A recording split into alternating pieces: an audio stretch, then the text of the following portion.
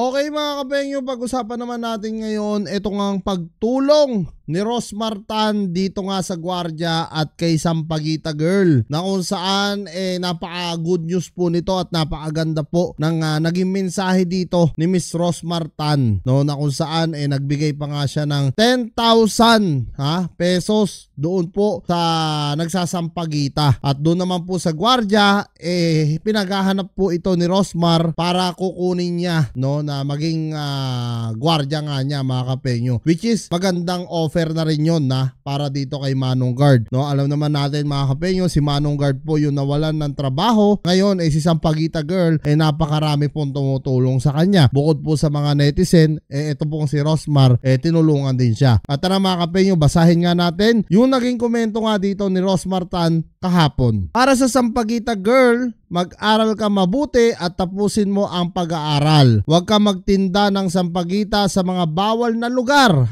Yan mga kapengyo, ulitin ko. Sinasabi po ni Rosmar dito, huwag kang magtitinda sa mga bawal, bawal na lugar. Which is, alam naman dapat na niya yung tama at mali, kasi hindi lang po pala 18 years old etong si Miss Sampaguita Girl. Kung hindi po 21 years old, no? So marami pong naawa sa kanya dahil akala po ng karamihan bata siya, pero hindi na pala ito bata. It's 21 years old, nasa tamang gulang na, dapat alam na niya yung tama at mali. Kung sinita man siya ng gwardiya ron, dapat umalis na lang siya dahil alam naman niya, no, na bawal talagang magtinda sa harapan mismo o daanan mismo o gusali ng binabantayan ng gwardiya, which is talagang very wrong din talaga yon. Kaya tuloy nagkaroon sila ng enkwentro ng gwardiya. Pero sa kabilang banda, alam naman natin na mali rin talaga yung gwardiya dahil nga sa pagtira nito sa sampagitan ng babae at pagtadyak nga nito, no? So very wrong din yon para kay Manong Guard. So I think dalawa sila nagkamali talaga dito. At dito sinabi rin ni Rosmar, magsimula ka na lang mag-business sa labas ng bahay nyo, tulad ng ihaw-ihaw o magtinda ng Rosmar Skincare mga kapengyo. So ibig sabihin, tutulungan talaga ni Rosmar ito, no? Bukod sa binigay niyang 10,000 pesos dito kay Rosmar, bibigyan pa nga niya ito ng Rosmar Skincare. Kumbaga tutulungan niya ito para magtinda na lang ito at tumubo. Sa totoo lang, napakahirap din po ang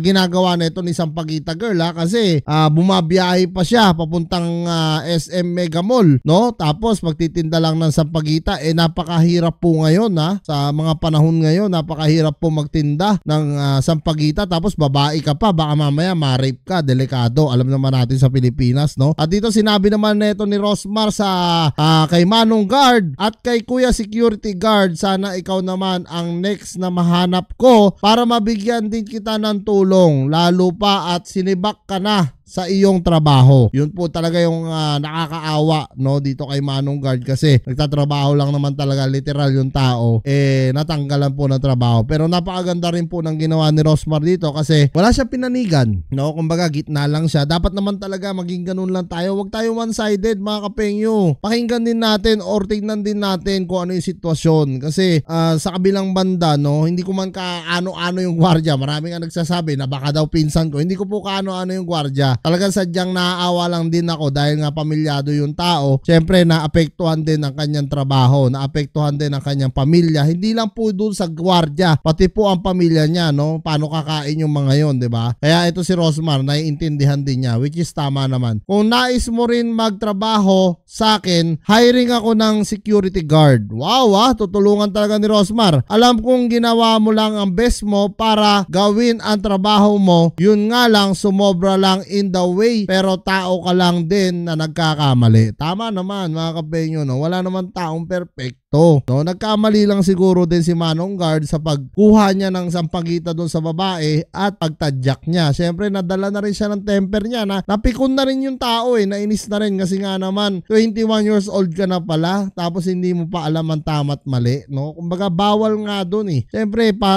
kung hindi naman niya sisitahin yon, siya naman mapapagalitan ng management. Saan ba pupunta talaga yung mga gwardiya natin? Pag hindi naman niya sinita, pagagalitan siya. Ngayon sinita niya, matigas ang ulo nung babae, ayaw umalis. Natural, gagamitan niya ng konting dahas para talagang hindi na bumalik doon, no? Ngayon, ginamitan niya ng dahas. Ang problema, nagkamali siya, no? Kumbaga, marami naman taong nakakita sa kanya. Kumbaga, maraming taong nangutya, nagsalita, nagjudge, di ba? So, kawawa din talaga. At pwedeng magbago. Naniniwala ako na kaya mo lang nagawa yon dahil ginampanan mo lang ang trabaho mo. Hashtag pinakamalakas. Totoo naman talaga yan, mga kapenyo, no? Yung gwardiya, ginagawa lang niya yung trabaho niya, nagsusumikap lang yung tao. Gaya nga nasabi ko sa mga nakaraang vlog ko, 8 hours pong nakatayo yun, no? Kung nakakaupo man yun, siguro blessing lang. Pero nagtatrabaho po araw-araw yung gwardiya. Tapos gabi na po yun, yung nangyaring yun. At doon naman po sa bata, ang ibig ko lang sabihin, 21 years old ka na, alam mo na yung tama't mali, dapat hindi ka na pumwesto doon nung sinita ka. Hindi yung nakikita sa video, nagmamatigas ka pa, ayaw mong pakinggan yung gwardiya, nakikipagmatigasan ka, yung gwardiya naman, ginagawa naman niya yung trabaho niya. Ang problema, nagmatigas ka, uminit ulo ngayon neto ni Manong Guard dahil pagod sa trabaho, no? Uminit ang ulo, ayun, nagkaroon ng dahas. So, etong na nga po yung nangyayari ngayon, which is kawawa din. Both side, kawawa naman din talaga, at tama naman yung ginawa ni Rosmar dito na tinulungan na lang niya. So, ayan mga kapenyo, kayo nang bahala humusga dyan sa comment section.